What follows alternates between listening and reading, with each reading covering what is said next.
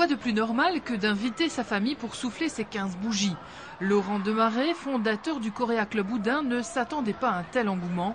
166 personnes ont répondu présent. Réponse logique des parents qui apprécient l'investissement du professeur. Parce que ma fille elle pratique le taekwondo depuis 2 ans maintenant et que Laurent d'abord est un ami aussi et au sein du club on fait tous partie d'une famille, quoi. Aujourd'hui vous êtes de l'autre côté de la barrière? Oui, dur, mais bon, c'est bien. Je trouve que c'est très bien, le concept est bien et au moins on voit un peu ce que les enfants endurent au niveau des entraînements et on peut se rendre compte que c'est pas mal, quoi. Ils sont 207 à pratiquer cette discipline coréenne depuis cette année.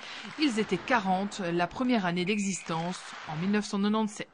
Le club est parti sur une simple idée de copains.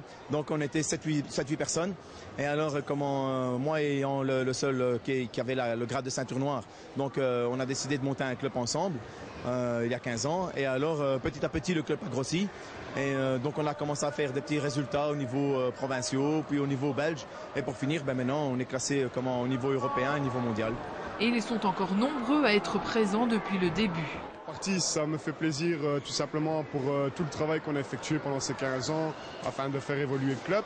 Et aussi, à vrai dire, l'entraîneur est mon oncle, donc c'est quand même une histoire de famille. Et je dirais que c'est vraiment enrichissant, à la fois pour les parents, comme les enfants, comme pour nous, de voir autant de monde aujourd'hui, quoi. 15 ceintures noires, une équipe d'une trentaine de combattants, dont de nombreux enfants. Le club est comblé et si le niveau technique a bien évolué, le comité suit de près les nouvelles technologies et s'est offert 4 jeux de plastron électroniques pour un budget de 3 500 €.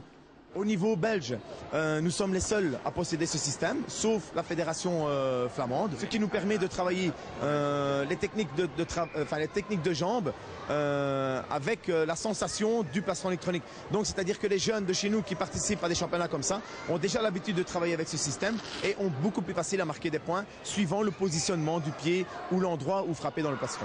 Moyens, motivation et enthousiasme sont bien présents après 15 années d'existence et cela ne risque pas de changer. Non, donc ce que nous aimerions faire, c'est être à Rio dans 4 ans. Mais bon, advienne que pourra, on verra bien comment ça ira.